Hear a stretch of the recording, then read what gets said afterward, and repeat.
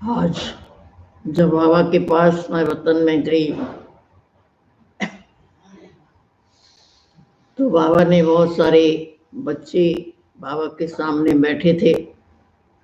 बाबा ने कहा कि बच्चे तो अनेक प्रकार के हैं, लेकिन बाबा ने कहा कि बच्चे जो हैं, जिसमें बाबा ने कहा कि बच्चे वायदे भी जानते हैं, कायदे भी जानते हैं, परंतु उस पर चलते कितना है, इसमें बच्चे नंबरवार है। कहा तुमने बाप से वायदे भी बहुत किए, फिर कायदे भी जो है वो भी जानते हो, परंतु उस पर चलते कितना हो, इसमें बाबा ने कहा बच्चे सभी नंबरवार है। तो बाबा ने कहा नंबरवार बनना है या नंबर 1 बनना है? बनना तो तुमने लक्ष्य तो रखा है नंबर 1 बनने का, लेकिन अभी तक बाबा ने कहा बच्चे नंबरवार है, तो इसलिए बच्चों को अभी पुरुषार्थ करना है नंबर 1 में जाने का। फिर बाबा को मैंने भोग स्वीकार कराया, सबकी तरफ से याद प्यार दिया बाबा को। बाबा ने भी बहुत प्यार से भोग स्वीकार किया, याद प्यार भी स्वीकार किया, और बाबा ने रिटर्न में आप सबको याद प्यार दिया। फिर बाबा ने कहा कि तुम सभी कितने भाग्यवान बच्चे हो। बाबा ने कहा भाग्यवान वो है जो ये समझते हैं भगवान के बच्चे हैं। जो अपने को भगवान का बच्चा समझते हैं वो भाग्यवान है। तो बाबा ने कहा तुम्हारी भाग्य की जो रेखाएं हैं वो तुम्हारे मस्तक से दिखाई देती है, जिसमें 3 रेखाएं बाबा ने कहा। सबसे पहली है, बाबा ने कहा जन्म की रेखा। ये जो तुम्हारा जन्म है, जो भगवान के द्वारा तुमको मिला है, इसकी बहुत वैल्यू है। कहा ये जन्म तुमको संगम पर ही मिलता है, तो जन्म का भाग्य है कि भगवान के पास आए हैं, भगवान की गोद में तुमने जन्म लिया है, ये बहुत बड़ा भाग्य है। दूसरा भाग्य क्या है? संबंध का। बाबा ने कहा ये जो तुमको इतना बड़ा ईश्वरी संबंध मिला है, बाबा ने कहा किसी जन्म में इतना बड़ा संबंध तुमको नहीं मिला। और ये संबंध जो है, बाबा ने कहा रूहानी है, और इस संबंध को निभाने के लिए ही बाबा ने कहा तुम बच्चों को मेहनत करनी है। और तीसरा बाबा ने कहा भाग्य क्या है? बाबा ने कहा कि तुम बच्चों को तीसरा है प्राप्ति। जो तुमको इस समय प्राप्ति होती है, एक जन्म पुरुषार्थ करते हो, 21 जन्म की प्राप्ति है, ये बहुत बड़ा भाग्य है। कहा किसी भी जन्म में ऐसे नहीं हुआ कि तुम एक जन्म पुरुषार्थ करो, अनेक जन्म की प्राप्ति हो। तो ये तीसरा बाबा ने कहा तुमको भाग्य मिला है। तो बाबा ने कहा जिन बच्चों का अपना भाग्य जिनको याद रहता है वो सदा खुश रहते हैं। तो बाबा ने कहा अपने भाग्य को बढ़ाना है। जो बाबा ने अब तुम बच्चों को ये भाग्य दिया है, जितना श्रेष्ठ कर्म करते जाएंगे तो बाबा ने कहा तुम पद्मा पदम भाग्यशाली बनेंगे।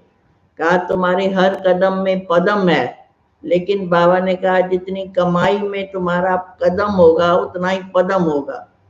तो इसलिए बाबा ने कहा तुम बच्चे बहुत बड़े भाग्यशाली बच्चे हो। तो कहा तुम्हारे भाई कोटन में कोऊ में कोऊ है। कहा दुनिया में इतनी मनुष्य आत्माएं हैं, लेकिन तुम कितने थोड़े बच्चे जो हैं वो भाग्यशाली बनते हो। ये बाबा ने सुनाया। फिर बाबा ने दिखाया कि बच्चे जो हैं सब बैठे हैं। इसमें बाबा ने कहा इसमें भी 3 प्रकार के बच्चे हैं। कहा कि इन तीनों की स्थिति में फर्क है।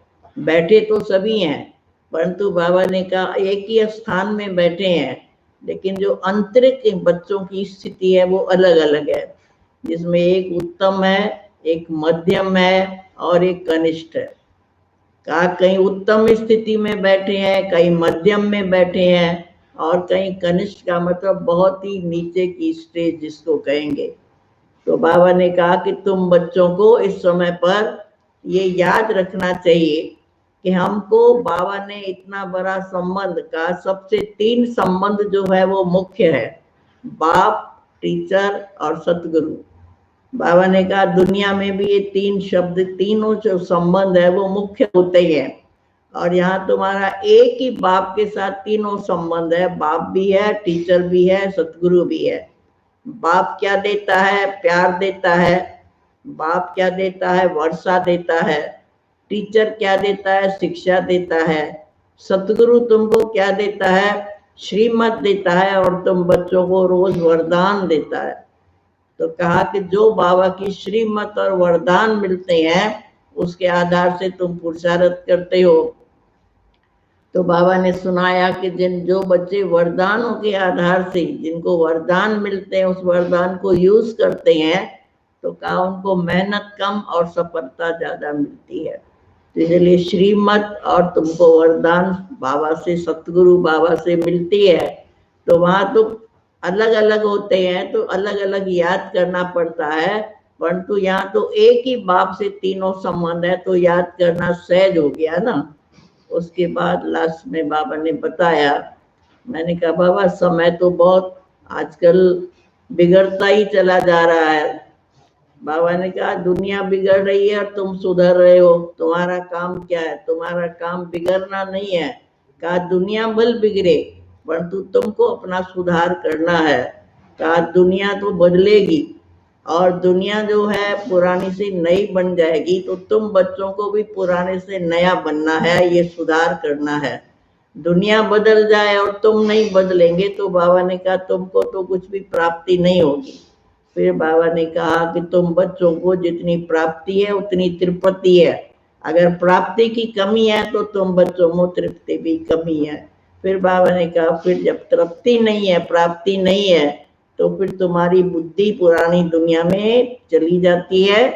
फिर तुमको बहुत प्रकार के संकल्प विकल्प चलते हैं।